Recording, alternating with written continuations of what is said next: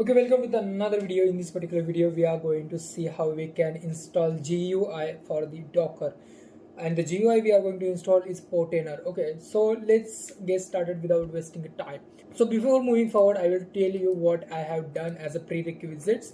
So I have created one server on the DigitalOcean in order to make sure that everyone on same page, because it might be possible that you are using Windows, Mac or any other OS, and the steps can vary for each of you. So that's why I created account on DigitalOcean and I created simple server, and I basically copied the server IP and I installed Docker on this server, and that's what I have done so far. So let's move forward and let's install GUI on it. So as you can see, the Docker is installed. So if I do docker-h, it shows me help. That means the Docker is installed. So next thing what we can do is we need to install the Portainer, and we will be installing the community version. So let's see how it can be done. So first thing, we need to create the volumes for using this command, docker volume create, and once it is done, we need to execute the command which will be responsible for running the container for the Portainer. Even if the Portainer is the Docker's GUI itself, it is hosted on the Docker itself, right? So that's why we need to run the Docker container.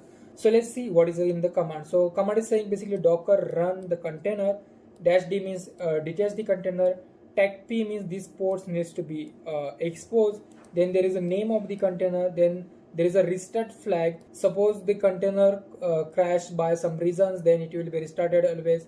Then there is a volume attached, two volumes attached actually, and once it is done, at the end there is the Docker image at the end. This is the Portainer CE means community version and the latest version.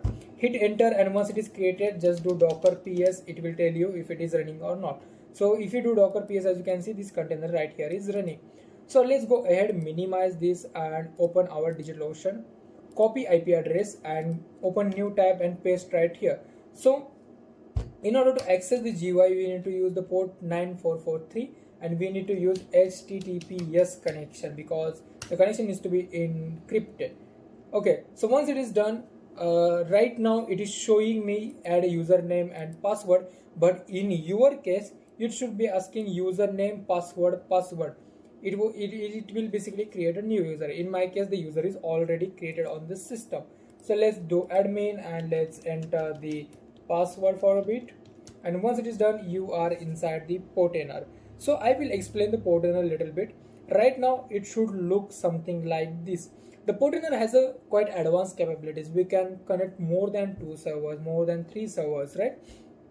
So basically right now we are not connecting anything, that's why it is saying the local right here. Okay, so we are going to continue with the local only, and it is showing our system capabilities also, 1 CPU and 1 GB RAM. If you go to the DigitalOcean, that's exactly the capacity of our server. So if you see options in the left hand side, these are the settings for the Portainer. So you can explore these settings by yourself. These settings are not important as of now. So I will just continue with the explanation of the Portainer. So let's click on the local. Once you click on the local, it will show you some nice things, like some blocks are here and some menu bars are there in the left hand side. Okay, so I will explain quickly what are these blocks. I will try to explain the blocks that are already familiar with you. So such as container. So if you click on the container, it will list all container. It will include the running container, it will include the non-running container also, and it will show you state in this state thing right here. Okay, so best thing about this is you get everything in the place. If you remember the terminal thing, you need to execute the command for each and everything. Even if you just list the container using docker ps, you will just get the container name and IDs. You will not get the image name, you will not get the ports, IP address and whatever, right? So in this case, everything is in the right place. You can click on the container name also in order to check the further details. And here you can see in the top, you get several action buttons in order to perform the action on the container. In addition, in the left hand side in the bottom, as you can see, there are logs of the container, then there is a details of the container. In the inspect, there is statistics. So these are the live graphs. So suppose you have hosted the website on the container and the website has some users, then it will show you fluctuations right here, how much memory is being used, how much CPU is being used, and etc. right? So everything is here. And then there is a console. You can access the console of the container itself, right? You can choose the different shells also, you can choose the different users also. It's up to you. Okay, so apart from this, if you go back to container sections, there is a some options available on the left hand side also, right? So either you can go to the dashboard and you will see the same options, or you can just refer to the left menu also. So let's go to the image. So in the image, as you can see, all you can do about the image is already here. Deleting, creating, modifying images, everything is here. Okay, not modifying, actually renaming the images. So if you go back, then same for volume. Then if you go back, and same for the network. As you can see, we have 3 default network that Docker creates in the beginning. So all of them are right here. So if I go back, there is a one thing that's unusual: stacks. Okay, so these stacks thing is available only on the Portainer. Okay, so I will explain what is stacks. Okay, so suppose you are hosting the website, right? And your website has the database, and you want to host the website also and database also, and you want to host them on separate Docker, but these two are connected.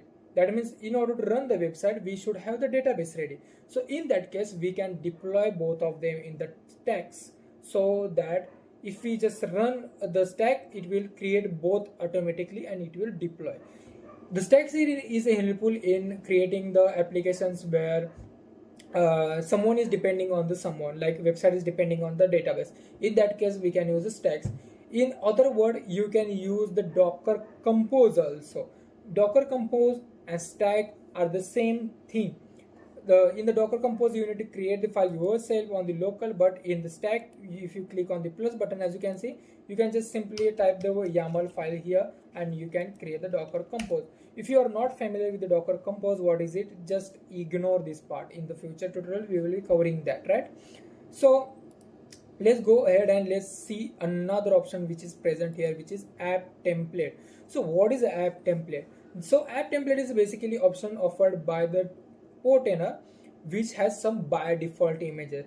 That means I can just create the images over the fly. I can just create a Docker containers over the fly. Suppose I want to create, let's say, database. Let's say I want to create a database using PostgreSQL or MySQL. So how I can do that? I can just click on the image of the PostgreSQL. I can add the name, super user, password. If I want to do advanced configurations, I can export the port, add the volume, and etc, etc, and I can just click on the deploy and it will create a container for me. As simple as that.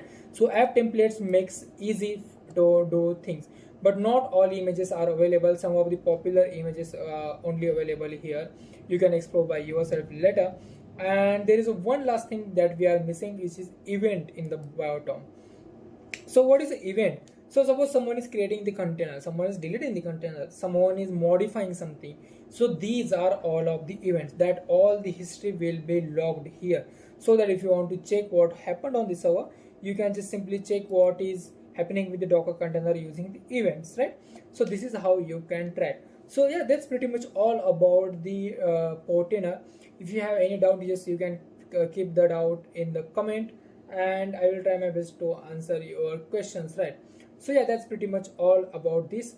In the next video, we will see how we can create our custom Docker image and how we can run our own Docker container. Okay, so until then, thanks for watching. See you in the next.